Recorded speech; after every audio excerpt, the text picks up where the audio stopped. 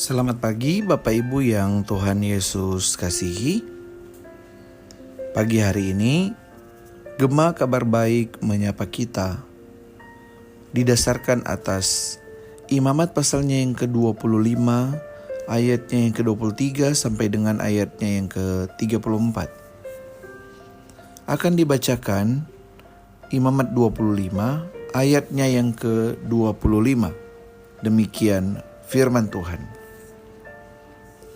Apabila saudaramu jatuh miskin, sehingga harus menjual sebagian dari miliknya, maka seorang kaumnya yang berhak menebus, yakni kaum yang terdekat, harus datang dan menebus yang telah dijual saudaranya itu. Bapak Ibu Saudara, dari ayat firman Tuhan ini, maka Gema Kabar Baik menyapa kita didasarkan atau bersumber dari Santapan Harian edisi Rabu 9 April 2025 diberi judul Hak Menebus Tanah dan Rumah. Hak menebus tanah dan rumah. Saudara, Allah berfirman tentang hak menebus tanah dan perihal menebus kembali tanah yang sudah dijual. Firman Allah tersebut menjadi ketetapan bagi bangsa Israel terkait dengan hak jual dan tebus tanah. Jika bangsa Israel menjual tanah pusakanya dan tidak sanggup menebusnya kembali, maka yang berhak menebusnya adalah saudara terdekat, sebagaimana ayat yang kita baca tadi. Jika tidak ada saudara terdekat, namun di kemudian hari dia mampu menebusnya, dia harus menghitung tahun-tahun sesudah penjualannya itu beserta kelebihannya untuk dikembalikan kepada orang yang membeli daripadanya, supaya ia boleh pulang ke tanah miliknya. Tetapi jika dia tidak mampu menebusnya, maka tanah itu tetap di tangan pembelinya sampai tahun Yobel. Dalam tahun Yobel, tanah itu akan bebas dan orang itu boleh pulang ke tanah miliknya. Demikian juga rumah yang dipagar dan bergembok, jika dijual boleh ditebus kembali dalam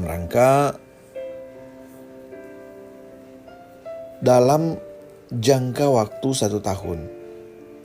Jika rumah itu tidak ditebus, sudah sah menjadi milik si pembeli. Meskipun tiba tahun Yobel, rumah itu tetap milik si pembeli turun-temurun. Tetapi rumah yang tidak berpagar dan bergembok itu sama halnya dengan ladang. Jika dijual, wajib ditebus kembali.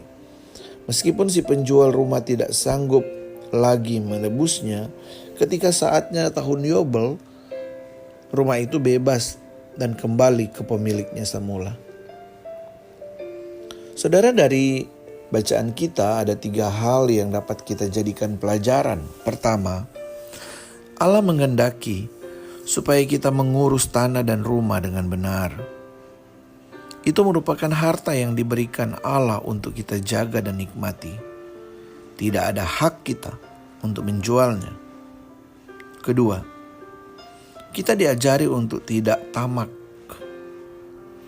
Meskipun kita sanggup membeli dan orang yang menjual tidak sanggup lagi menebus, namun di tahun Yobel harus dikembalikan. Jadi tidak ada penimbunan kekayaan. Ketiga, dalam tahun Yobel tetap ada konsep keadilan. Masyarakat lemah memiliki kesempatan hidup sejahtera dengan memiliki tanah dan rumah yang layak huni. Kita perlu mendoakan orang-orang yang tidak memiliki tanah dan rumah tempat tinggal. Dan mari kita belajar berbagi ruang hidup kepada sesama. Mari kita berdoa. Dalam kehidupan umat Tuhan, ternyata Engkau Bapa di surga mengatur kehidupan sampai kepada hal-hal yang mendetil. Sehingga di masa kini kami belajar bagaimana Engkau itu. Engkau adalah Allah penyedia. Engkau adalah Allah pemelihara. Engkau adalah Allah yang mengerti kehidupan umat.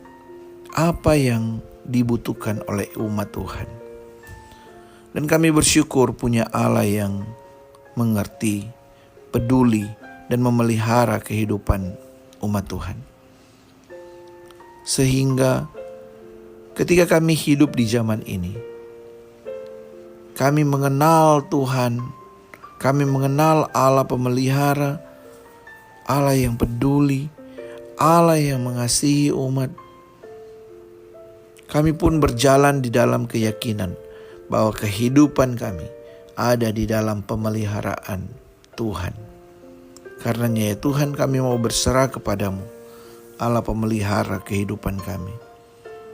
Terima kasih ya Tuhan untuk firman-Mu pagi hari ini. Terima kasih untuk perenungan firman-Mu, dan kiranya menjadi kekuatan iman bagi kami menjalani kehidupan kami.